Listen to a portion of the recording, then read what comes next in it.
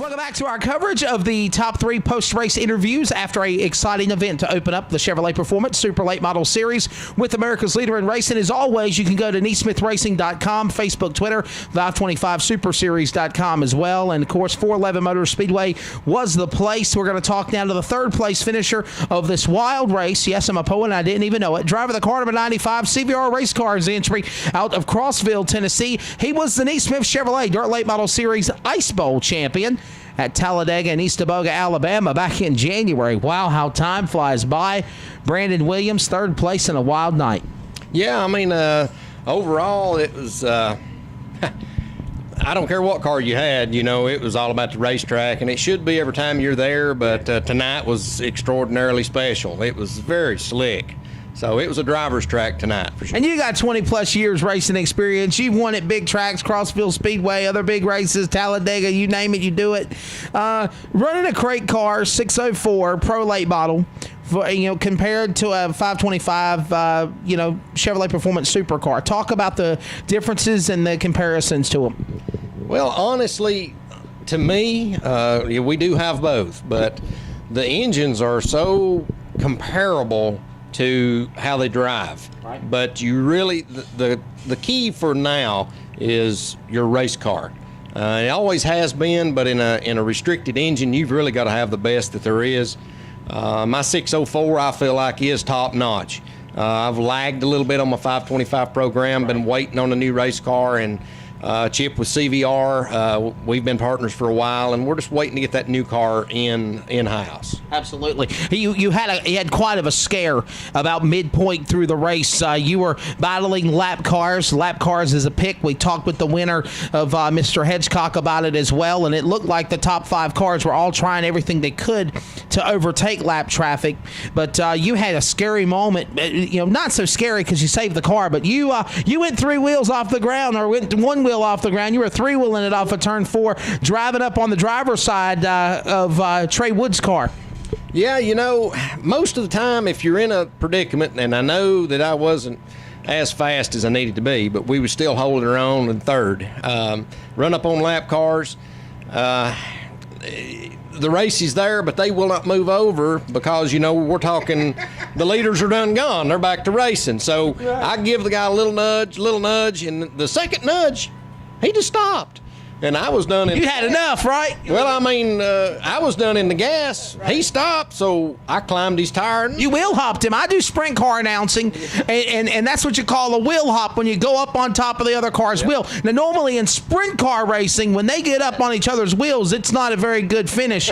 But you guys, you kept it on the ground. Yeah, I mean, you've got to be careful. And, I mean, it could have went all bad. Yeah. But it turned out okay. I got to the corner and kind of fell to the front end, and said it was okay. So I'm just glad it didn't tear anything up, and really, that it didn't hurt the other guy's car as well, So, Brandon, what's your plans for the rest of the season? I know it's March, but, I mean, before you know it, we'll be deciding the champion here in September, October. Yeah, I'm extremely busy in my own personal business. But we've went back and forth and different series and talking, but this has got to be a good thinking about being in the top 3 in the points out of the gate, though, right? Oh, yeah. Well, I'm not trying to con you. I'm just trying to say, I'm with you. If I honestly had the assistance and the financial stability, right, and time's got to be figured in, I would run them both. There's like 31 races I've got scheduled wrote out. I'm going to run all the 604s. Going to do that. We've done, because they've been so helpful. NeSmith has really helped our racing program tremendously from the day one that we started.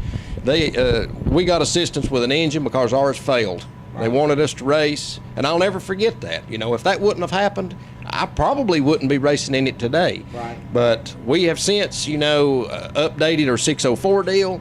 We've got a brand new 525, got a new car coming, but now, more than likely, I will pick and choose the 525 races. I don't suspect I'll go to Florida, right, but I would say that we'll run 40% of those, But I'm going to run every 604 race. There you go. That's what we're going to do. There you go. And, of course, the next stop of the Neesmith Chevrolet Dirt Late Model Series, the sister series to the Chevrolet Performance Super Late Model Series, which was here tonight at 411. It will be at the Oglethorpe Speedway Park in Pooler, Georgia for the Buddy Emery Memorial, the fourth annual event, Race for the Spring Cure. And that's next weekend, March 23rd to the 25th, NeesmithRacing.com for all information on that. So before we let you go, Brandon, let's thank out your sponsors. In closing, how cool was it to win the Ice Bowl at Talladega? Well, the Ice Bowl is prestigious. When I got back to the trailer, my phone did not quit going off. And we call that getting blowed up. And it did.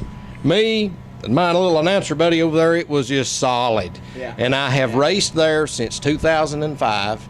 I have been numerously on different occasions the fastest car there, but always had some kind of bad deal happen. Right. And everything just come into line.